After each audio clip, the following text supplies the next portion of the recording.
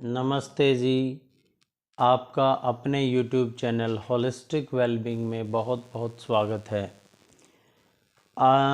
जो हमने rules of success की सीरीज चलाई थी उसकी आज दूसरी वीडियो है, दूसरा पार्ट है।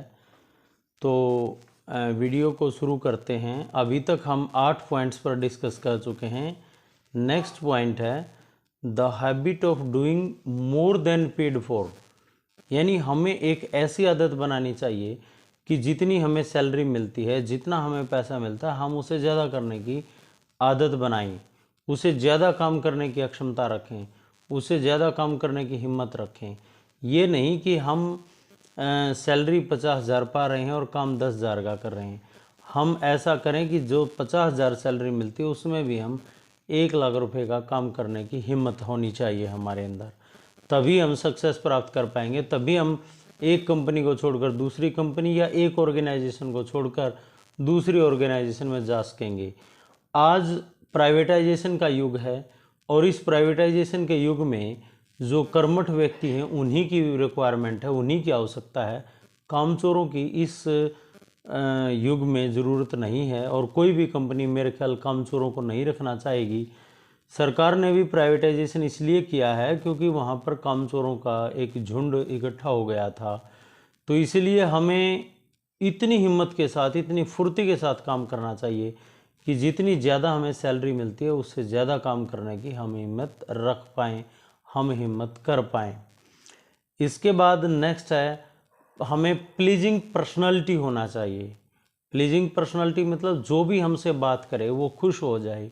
अगर कोई हमारे पास कोई प्रॉब्लम लेकर के आया तो हम उसकी प्रॉब्लम को सोल्व कर पाएँ, उसकी प्रॉब्लम को उलझाएं ना।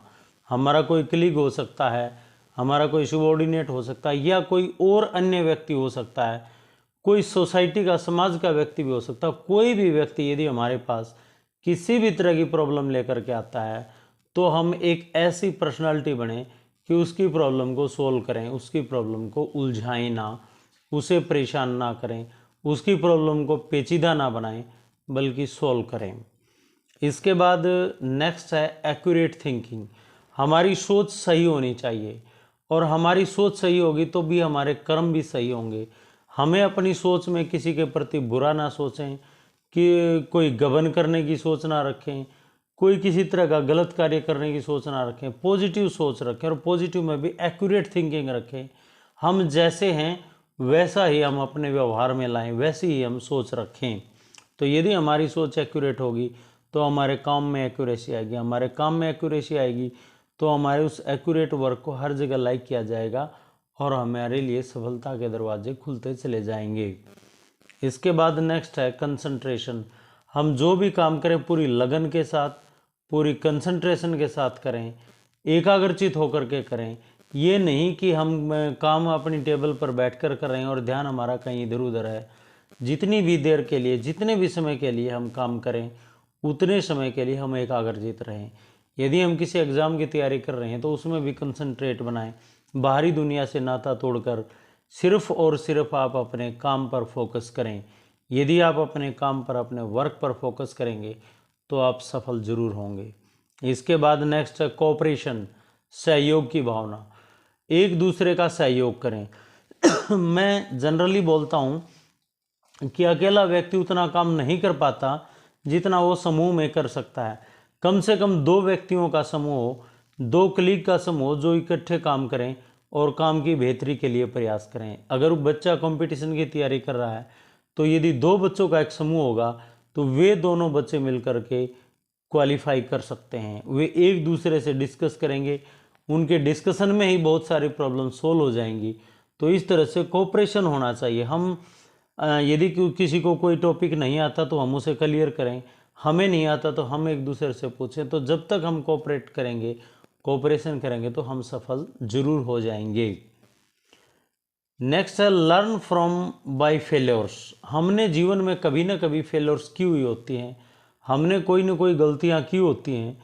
हमें उन गलतियों से सीख कर के आगे बढ़ना चाहिए और एक ऐसा प्रण लेना चाहिए कि जो गलती हम अभी तक कर चुके हैं वो गलती हम दोबारा ना करें, उस गलती को रिपीट ना करें। यदि हम अपनी गलतियों को रिपीट नहीं करते हैं और गलतियों से सीख करके आगे बढ़ते हैं तो हमारे सफलता के दरवाजे खुल जाते हैं। सफल होने से हमें कोई नहीं रोक पाता। इसके बाद नेक्स्ट है टॉलरेंस। सहन शक्ति भी होनी चाहिए। सहनशीलता की हमारे यहाँ बहुत कमी है। कोई व्यक्ति कुछ भी बोल देता है तो उसका जवाब देने के लिए हम तत्पर रहते हैं। किस लिए जवाब देते हैं, क्यों देते हैं? हमें किसी को सिद्ध करके नहीं दिखाना होता, हमें स्वयं को सिद्ध करना होता है। तो उसके लिए हमें टॉलरेंस चाहिए, सहन शक्ति चाहिए। वो सहनशीलता ही हमें वो अक्षमता देगी जो ऊंचाई पर पहुंचा सकती है। जो व्यक्ति सहनशील नहीं है वो ऊंचाई पर नहीं पहुंच पाते, उन्हें बहुत सारे कष्टों का सामना करना पड़ता है। तो इसीलिए आप टॉलरेंट बने, सहनशील बने। जहाँ तक हो सके आपको यदि मान लिया आप बच्चे हैं, पढ़ रहे हैं, टीचर आपको थोड़ा कम पढ़ा रहे हैं, तो भी आप उनको टॉलरेट करें। यदि आप किसी एग्ज़ाम की तैयारी कर रहे हैं और कोई आपको बार बार परेशान कर रहा है, तो आप थोड़ा बहुत लेवल तक टॉलरेट करें। यदि हद से ज़्यादा हो जाता है तो फिर बात एक अलग आती है। इसके बाद नेक्स्ट है प्रैक्टिसिंग द गोल्डन रूल। अपने कुछ रूल बनाएं, गोल्डन रूल बनाएं, और वो रूल अपने आस पड़ोस के, अपने जो समाज के व्यक्ति उनको भी बताएं, और प्रैक्टिस करें कि अपने गोल्डन रूल पर आप बने रहें, उन्हें ना तोड़ें। चाहे आपके साथ कुछ भी हो जाए, कितना भी आप कष्ट में रहें, लेकिन आपको अपने गोल्डन रूल फॉलो करने चाहिए। एक लोगों में इमेज होनी चाहिए कि वह व्यक्ति ऐसा कभी नहीं करेगा, वह व्यक्ति तो ऐसा रहता है, वह व्यक्ति तो ऐसा खाना खाता है, वह व्यक्ति तो ऐसी वेशभूषा पहनते। तो यानी गोल्डन रूल्स होना चाहिए। गोल्डन रूल्स के सहारे ही चला जाता है। ये फैशन वैशन कोई चीज़ नहीं है। गांधी जी को आज लोग क्यों पूछते हैं? क्योंकि उनका गोल्डन रूल था। उन्होंने बहिष्कार किया था कि मैं विदेशी कपड़ों को नहीं पहनूंगा। तो इस तरह के गोल्डन रूल्स जब हम बनाएंगे तो हमें सफलता ज़रूर मिलेगी, और हम अपने जीवन में सफलता ही तो चाहते हैं। तो वीडियो देखने के लिए आपका बहुत बहुत धन्यवाद।